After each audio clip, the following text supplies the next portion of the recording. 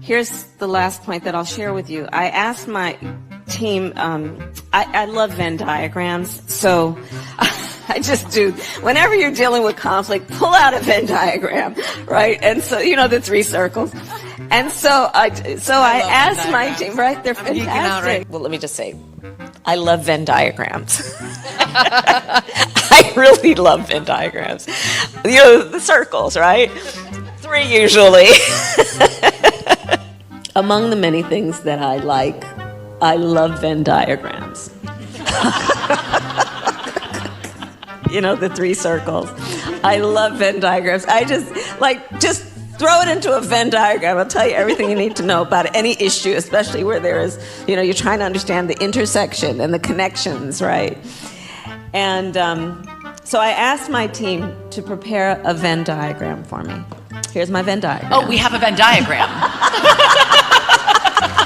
Props. I love it. I brought props. All right, guys, so I want to talk about this clip that is floating around on the internet that has resurfaced of Kamala Harris saying the quiet part out loud in regards to what the Democrats actually really think about Gen Z voters who allegedly saved them from Trump in the 2022 midterms. They saved democracy. In 2020, it was black women that saved my democracy, right? This year, it is Gen Z, according to the Democrats. I want you guys to take a look at this clip of Kamala Harris stating out loud exactly what Democrats think about Gen Z voters. Take a look. So we designed this program around the 18 through 24 mostly, but it was usually up to 30. First-time, low-level drug sales offender. But by extension, I'll say going forward, we should think about the 3 nons as a total population, right? And here's what we did. We recognized the fact that 18 through 24, when I was at Howard University and we were in college, we were 18 through 24, and you know what we were called? College kids. But when you turn 18 and you're in the system, you are considered an adult, period. Without any regard to the fact that that is the very phase of life in which we have invested billions of dollars in colleges and universities, knowing that is the prime phase of life during which we mold and shape and direct someone to become a productive adult. What's the other thing we know about this population? And it's a specific phase of life. Remember, age is more than a chronological fact. What else do we know about this population, 18 through 24? They are stupid. That is why we put them in dormitories, and they have a resident assistant. They make really bad decisions. So we focused on that age population.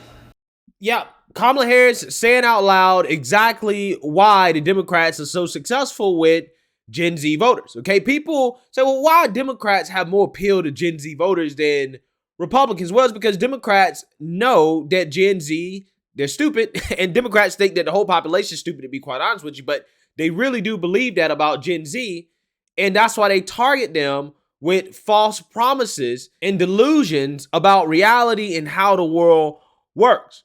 And let's be honest, it works, right? It works on Gen Z. Take a look. We continue to track critical races across the Commonwealth and the country, including how the younger generation is shaping outcomes. Sarah Wilson dove into that for our top story tonight. Sarah. Alicia, I spoke with one political science expert who told me young voters, specifically Generation Z, had a major impact on this election, likely painting the path to victory for some Democrats.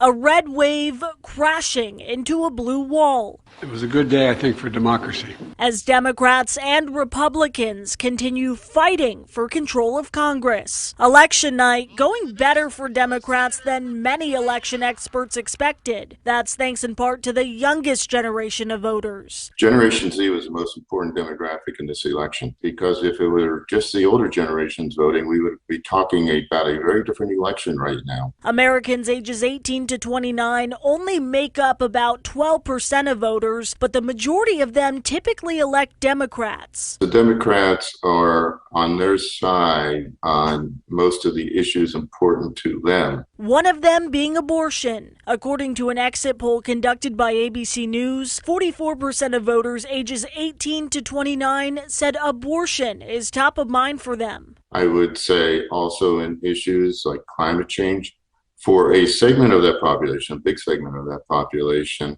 student loan forgiveness is, of course, a really critical part of their experience. Powers says Democrats' stance on gun control also drew in younger voters. This is a generation that grew up practicing active shooter drills. So each trip to school, they wonder if this is going to be their school, their time, this time. Powers also pointing out that usually the president's party loses ground in the midterms. I believe that it would have gone back to the historic trends. We would have seen the kind of Republican advance, the red tide that was talked about. Yeah, so you heard it there, right? The same thing that you hear all the time about how younger people are more liberal, and then as they get older, they get life experience. They get out there in the real world, they work a real job, they start paying taxes, and they realize, maybe I'm not as liberal as I was in college. Maybe I'm not living in fantasy land anymore. I'm not living inside this bubble where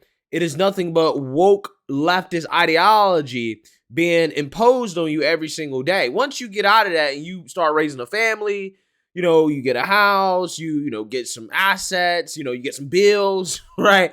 You get some real expenses. Again, you start paying taxes. You're like, okay, I need to be a little bit more conservative, right? I need to actually understand how the real world works. Ain't it funny how that works? But these are the people that, again, we're encouraging to go out and to vote as if they know exactly what they're voting for, as if they knew that the Biden administration would dupe them on student loan debt, right? That Nancy Pelosi came out here and said, a year ago, that student loan debt forgiveness done through the executive branch was unconstitutional. He does not have the authority to do it. See, again, Gen Z didn't know that, right? All they knew is that, I'm going to get $10,000, right? So I'm going to go out here and I'm going to vote for Joe Biden because he did it. He did it. Just to end up signing up for it on the website, a fake website that they knew they had to take down, and the court striking it down. Congratulations, you got duped, right? They got your vote, right? The thing got struck down right after the midterms. Now, all of a sudden, the student loan issue is now a play for the Democrats again. They can put it in their back pocket and say, hey, you know what? Before the next election, we'll do it again, right? We'll do it again. Genius strategy from the Democrats here. Absolutely genius strategy. You can't blame the Democrats. This is political strategy right here. Democrats are playing the game. They're saying, look, these people are stupid. It doesn't matter if we fail. It doesn't matter if we execute. It doesn't matter if we make false promises. We're going to make all these promises, and they're going to keep voting for us, right? They're going to keep voting for us again and again and again and again and again. You think they knew that overturning Roe v. Wade didn't mean that abortion was banned? It just became a state issue. Your state determined whether or not they wanted to ban it. A lot of these people that went out here and voted based off the issue of abortion, there was no realistic chance that the procedure would be flat out banned in their state. Okay? But hey, we're going to go out here and vote on it anyways because no responsibility, right? We don't want to take any responsibility. Just like I don't want to take responsibility for student loan debt, right? They don't even realize that the things that they complain about so much, for example, being able to get a good job, good wages, all those things are affected by the economy. Right now, our economy is being affected by inflation. Inflation is driving down your real wages. Because I do understand college kids and the sentiment that in today's society, the purchasing power of your dollar is a lot less than it was for young people back in the day, 30, 40, 50 years ago, where it was reasonable to assume that you could take care of a whole house and live a pretty good life just based off one income. Unfortunately, that's not true nowadays because inflation has outpaced wage growth. So I get it from a certain extent why college students do feel like they're behind the 8 ball compared to older generations. But the policies that you're voting from the Democrat Party, those policies aren't in your best interest when it comes to solving some of those issues. Specifically when we're talking about real wages, your purchasing power. which is being eaten up by the fact that the Biden administration spent an unprecedented amount of money. He put it into the economy during COVID. The fact that Democrats pushed for shutting down the country during this pandemic, and that caused supply chain disruptions, right? So again, that being able to get a good job that pays a good wage, you know, young people, they want a higher minimum wage. Well, inflation has ate into all that. Any other wage growth that we've seen from the Biden administration since his presidency has been diminished solely due to inflation. So again, congratulations, you voted against your own best interest. But hey, you get your get out of jail free card with abortion though, right? And also, hey, maybe Joe Biden will give you student loan debt forgiveness the next time around. Doesn't matter if your dollar is worthless, right? If you can't buy actual food and groceries. No, you don't need to worry about that until you actually become an adult. When you actually get a job, when you actually have your own family, maybe, just maybe then, inflation will become the number one issue for you, right?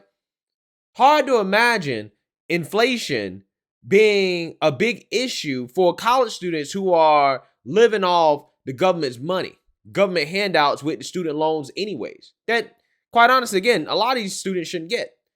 They get more loan money than what they actually need to go to school. So they spend it on sneakers and clothes and chains and going on vacations, spring break. But then they want a bailout. They want a handout from the government to cover all those things that had nothing to do with that education. Nothing to do with that education whatsoever. I got to tell you, man, Democrats, as slimy as it is, it's a smart political strategy. Because ultimately, at the end of the day, they know that Gen Z is stupid. And unfortunately, this is the downside of so-called democracy. All these people screaming about my democracy, I don't really care. Because pure democracy is not good. I'm not saying that people 18 years old shouldn't be able to vote. But I'm also not saying we should be encouraging them to vote, right? I'm just saying. And it's for the same reason that Kamala Harris just stated. That this group of people just happens to be stupid, right? They don't know anything. And Democrats have taken advantage of that and Republicans have not. We have to start taking advantage of the stupidity of Gen Z the same way that the Democrats do. It doesn't matter if we execute on the promises, right? They don't care. As long as you make them the promises, who knows? Maybe they'll come out and vote for you. I'm just saying, it's just a thought. Let me know what you guys think. Make sure you like, comment, and subscribe. Most importantly, share a Black conservative perspective. Peace.